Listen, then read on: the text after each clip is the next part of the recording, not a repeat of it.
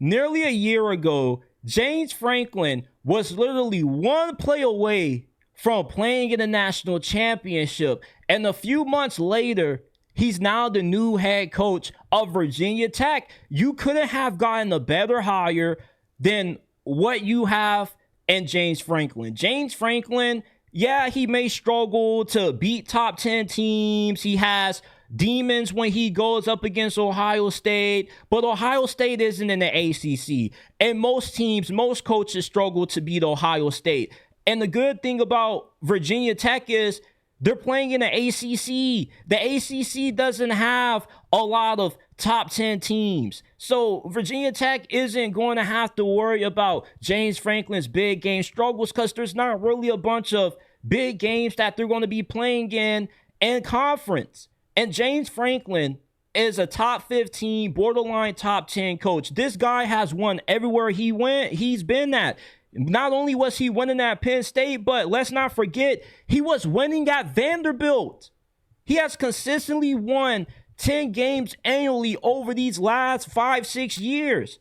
He has the ability to not just recruit well, but he's also an elite developer of talent, and he has access to the high school recruiting in the state of Virginia, which is incredibly underrated. Virginia is a very underrated state when it comes to high school recruiting. It's not as big and well known as what Florida, Texas, and Cali is, but there's some very good players that have come out of the state of Virginia. It's kind of the same way that Mississippi is. Mississippi, they're not like a big household state that you would know for producing a lot of high-level talent, but they've had some really good NFL players come through there, like DK Metcalf and A.J. Brown. And when you look at Virginia, if you can recruit this state well, then you can come away with some very good players also. And James Franklin puts together an exceptional staff nearly every single year. There's not too many times that you looked at James Franklin's tenure at Penn State and say, yeah, he whiffed on the offensive coordinator hire, or he whiffed on the DC. Now, he might have had to part ways with a few guys, but they weren't incredibly atrocious to the point where they derailed Penn State's season. The ceiling for Virginia Tech is a lot higher than what the floor is. The floor for Virginia Tech is probably 8 wins. The ceiling, you're looking at a team that consistently is playing in an ACC championship game and is routinely in the college football playoffs because at worst, they're a top 20 team with James Franklin. At best, they're a top 12 or better team under James Franklin with him being the head coach. So for Virginia Tech, yeah, you may not be able to go that far in the playoffs, but what Penn State fans were tired of is what Virginia Tech fans would never be tired of. You would never get tired of consistently winning 10 games every single year. You haven't had that level of consistency since Frank Beamer. And James Franklin called Frank Beamer allegedly before he took this job and asked for his blessings. Was it okay for him to take over this program? And Frank Beamer allegedly said, hell yeah, do your thing, brother. James Franklin, one thing about him that I don't think is talked about enough is how much his players love him. Penn State has 17 decommits since their firing of James Franklin.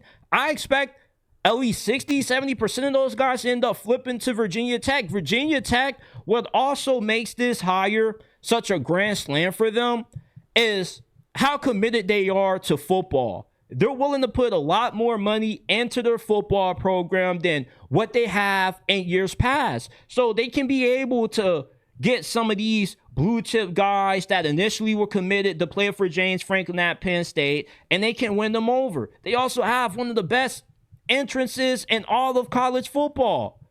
So I'm very excited to see what Virginia Tech can do with James Franklin as their new head coach. The ACC has never been as bad as what it currently is right now. You're looking at a possibility of whoever wins the ACC championship maybe not getting into the college football playoffs. If Georgia Tech loses to Pitt and Pitt wins the ACC or SMU wins the ACC, then there's a good chance that they miss the playoffs altogether. Yes, the chances of that happening are pretty slim to none, but it is on the table. And I think with James Franklin now, he strengthens the ACC. If I was to ask you right now to rank every head coach in the ACC from best to worst, James Franklin, he at least has to be number 2 behind Dabo Swinney, right? Are you putting Mario Cristobal ahead of James Franklin? You're putting Jeff Brom ahead of James Franklin? I don't think so. Rhett Lashlee, no, like you got some solid coaches in this conference, but as far as resume and name power go, James Franklin is the clear-cut number 2. I think that this is going to be a fantastic hire and one that Penn State is going to look back upon within the next 5 or 6 years and be like, damn, like we really played ourselves getting rid of a coach that consistently had us right there. When you're right there, all you need is just one lucky bounce, one lucky call to go your way, and you could be holding the national championship. I'm not saying that I disagree entirely with Penn State's decision to move on for James Franklin. Look, if you have a certain expectation for your program that isn't being met, you have a right to move on from a guy who can't meet your expectation, especially when the bar is set so high at a program that has the tradition and the pageantry that Penn State does.